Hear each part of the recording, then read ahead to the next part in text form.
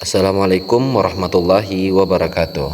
Halo teman-teman, kembali lagi bertemu dengan saya Irsyadul Barkah dengan NIM 1123011 dari program studi Hukum Keluarga Islam Fakultas Syariah UIN Syekh M. Jamil Jambe Bukit Tinggi. Nah, pada kesempatan kali ini kita akan mereview lagi nih. Nah, review kali ini yaitu tentang kompilasi hukum Islam atau biasa disebut dengan KHI. Jadi kompilasi hukum Islam ini adalah pedoman hukum Islam di Indonesia yang disahkan melalui Impres nomor 1 tahun 1991. Di dalamnya mencakup perkawinan, kewarisan, dan perwakafan. KHI ini berfungsi sebagai pedoman kodifikasi yang menyatukan berbagai pendapat fikih menjadi hukum positif yang mengikat bagi hakim di pengadilan agama. Nah, dalam KHI ini terdiri dari 3 buku, 40 bab, dan 229 pasal. Adapun yaitu buku pertamanya yaitu buku tentang hukum perkawinan. Di dalamnya terdapat 19 bab dan 170 pasal. Dalamnya mencakup ketentuan umum, rukun dan syarat nikah, mahar, pencegahan atau pembatalan nikah, hak dan kewajiban suami istri, dan hingga putusnya perkawinan atau disebut dengan perceraian. Yang kedua yaitu buku tentang hukum kewarisan. Di dalamnya terdiri dari 11 bab dan 44 pasal. Mencakup tentang ketentuan ahli waris, besaran bagian waris, aul dan rad, wasiat, serta hibah.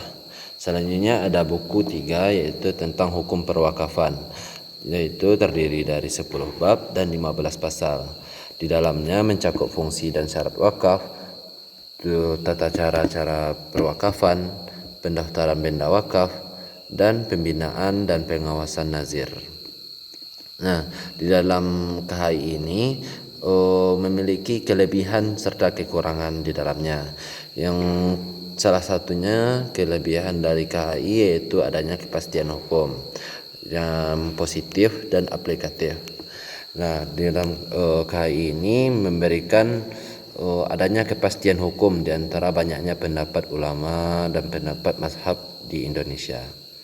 Nah, dan positif dan aplikatif di sini maksudnya meskipun bukan undang-undang yang formal, KHI diakui sebagai hukum positif yang wajib menjadi rujukan oleh hakim dalam memutuskan perkara di peradilan agama. Dan juga sesuai konteks Indonesia, KHI ini menggabungkan prinsip fikih klasik dengan kebutuhan modern. Jadi sifatnya lebih fleksibel dan sesuai dengan masyarakat Indonesia.